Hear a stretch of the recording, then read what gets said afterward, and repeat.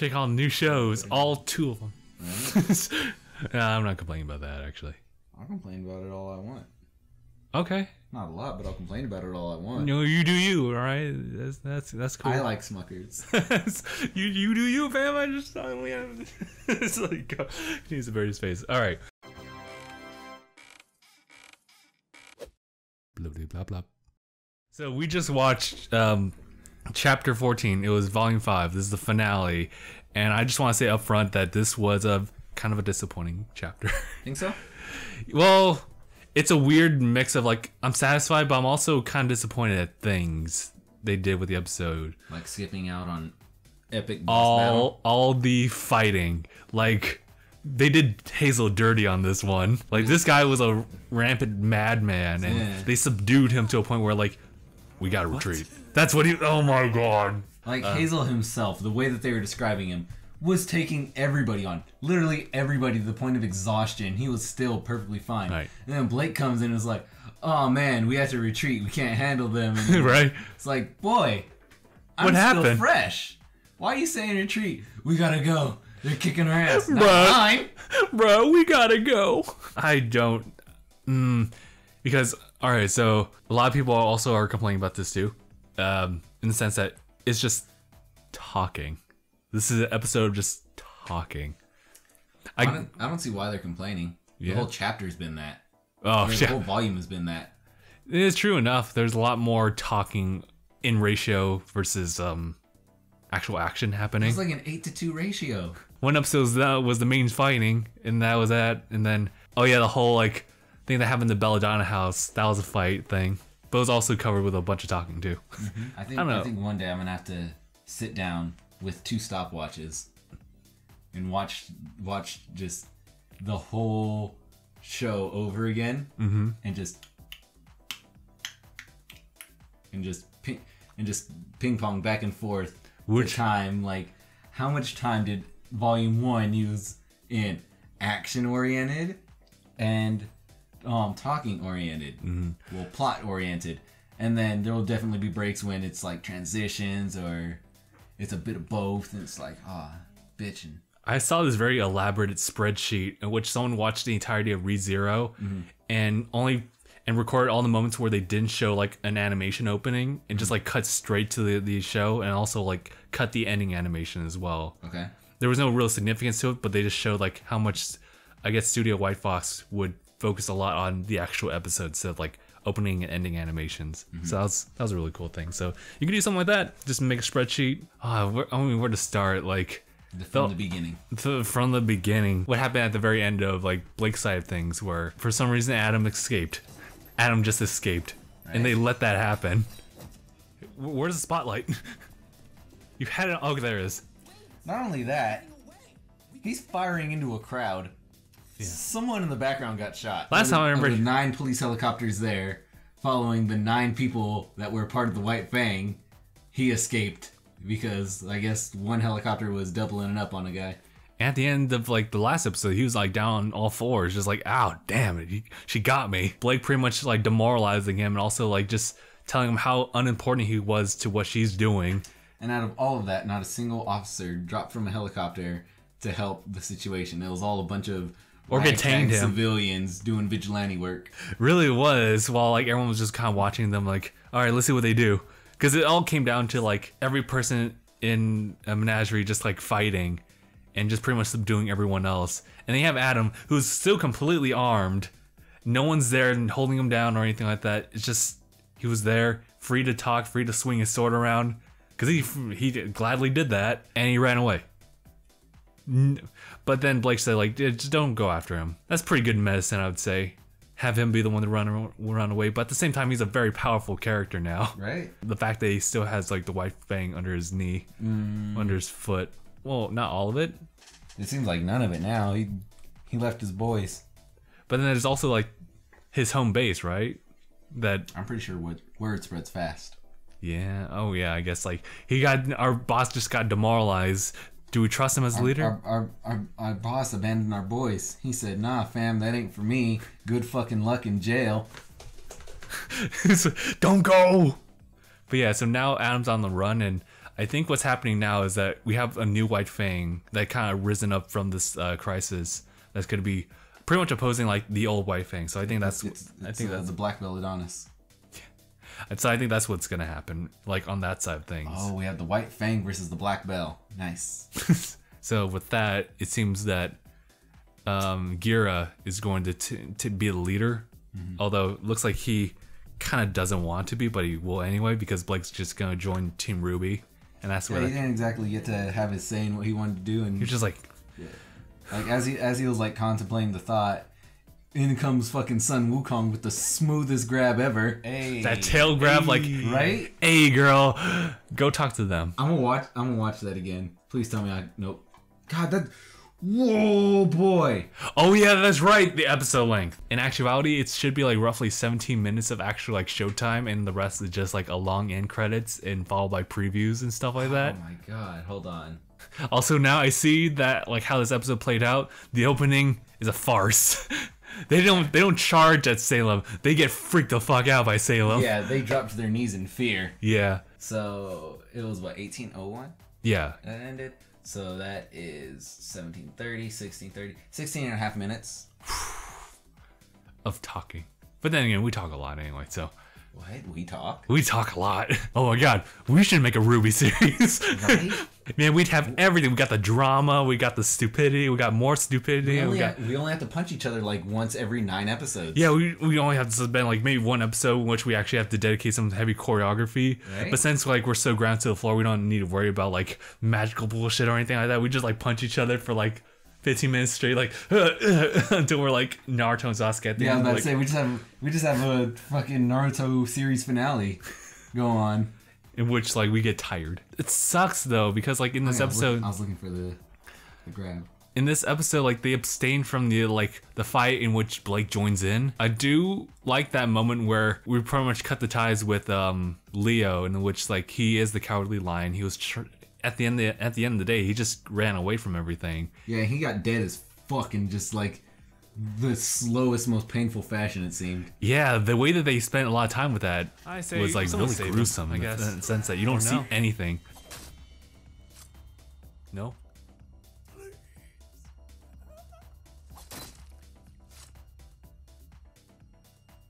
That was a little dark. That was pretty dark. Yeah, so... I mean, like, once Blake joined in the fray of the fight, it was just like, all right, RWBY, what do we do? Checkmate.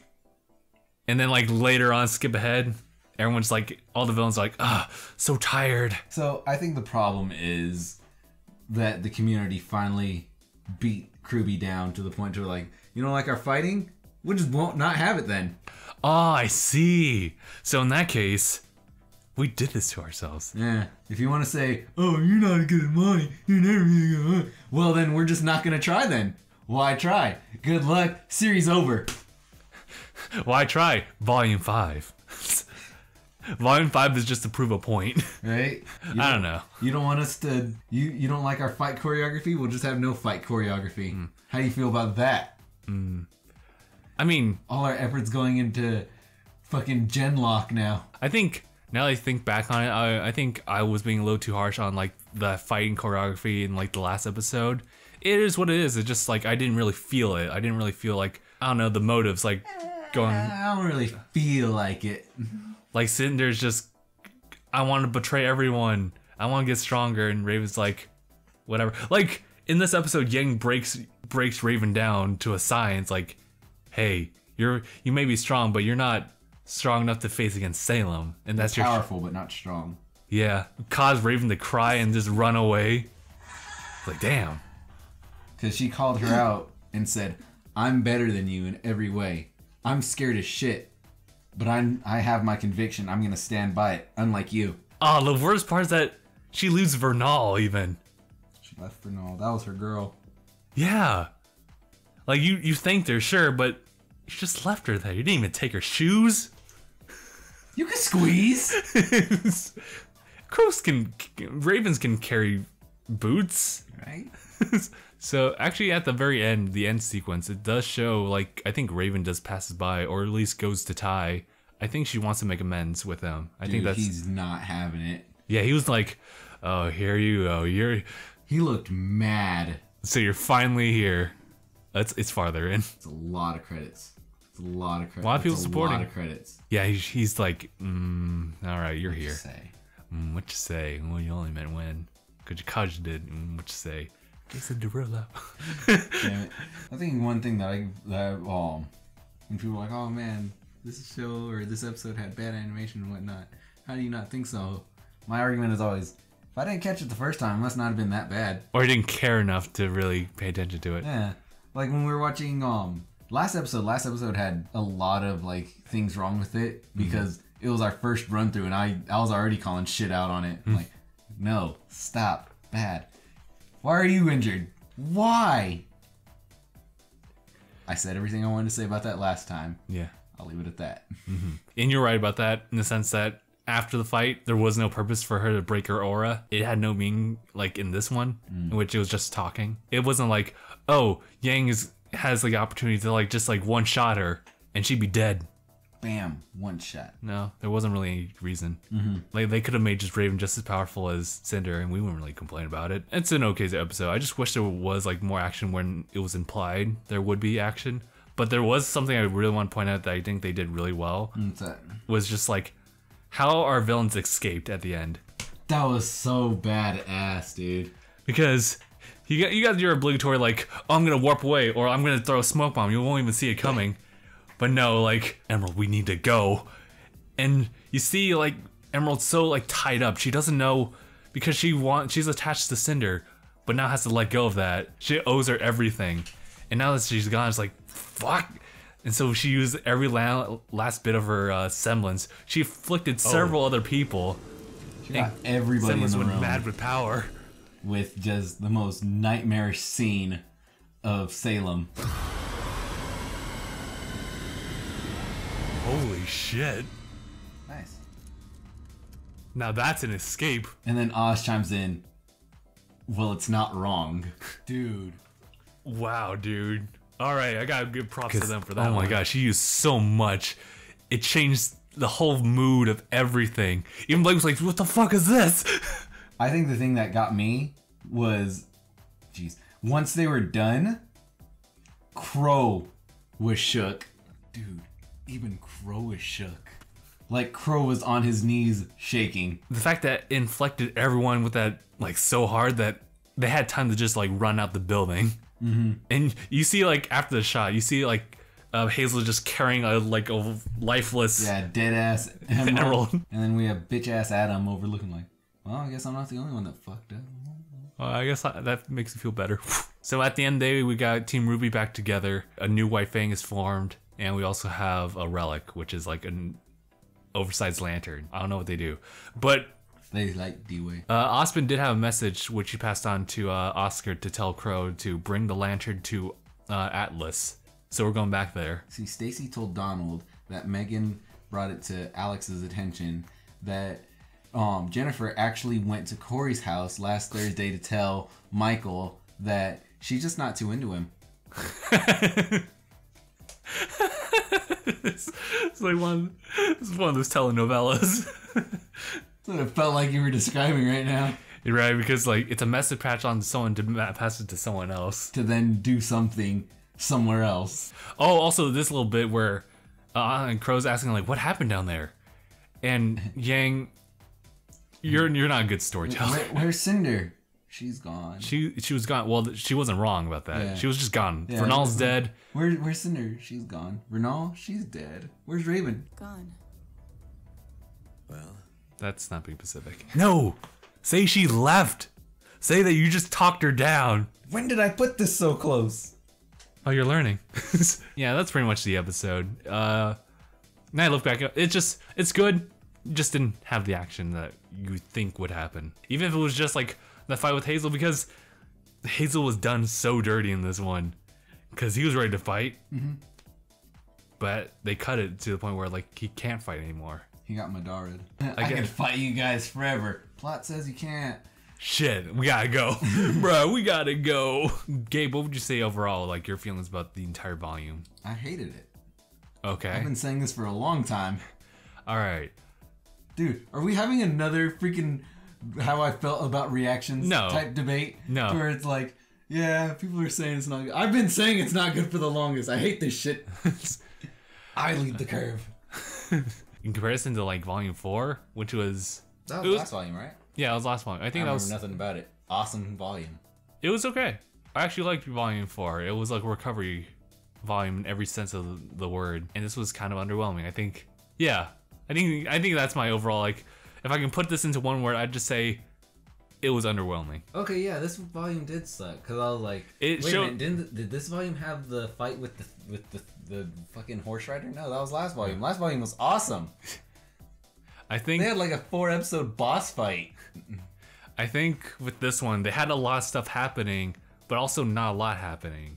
Like there was a lot of time that took place, or huge time gap like within the volume, but like at the same time, like when it mattered, there's definitely like weeks that went by in this volume. Yeah, that's the word. I'm not smart with words. But when push comes to shove, like when it comes to the final confrontation of something, it kind of falls off short. All the build for nothing. Yeah. There was no build for the fucking Doulahan. It's not a Doulahan, but the horse rider. There was no build for that, and that was the most epic, memorable thing ever. That was really cool. The stretching arms, like... Oh, Cinder has that too. Is she a...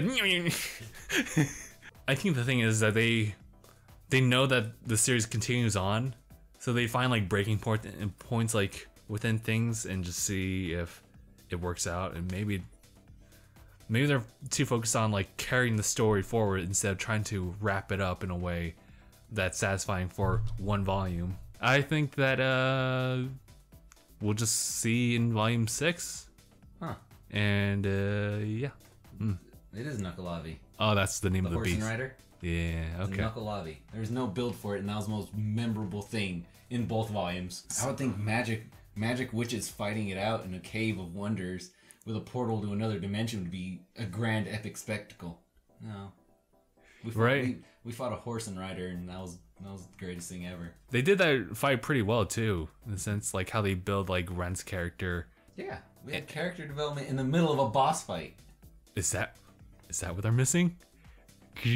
Could it be that like the one thing I used to complain about like in shonen like for a long time turned out to be the greatest tool, where it's like this fight felt empty. It's because they didn't have any character development in the middle. Like, you know, right? You know why you need character development in the middle of a boss fight? Makes the boss fight longer. It's like, man, they fought for so long, where it's like, we fight for like 35% or 75% of an episode, then 25% somewhere in the middle. There's a bit of filler to fill that extra 5 minutes that this fight just didn't have. And it's like, that was awesome. That fight went on for an entire episode, and they just, and it's like, yeah.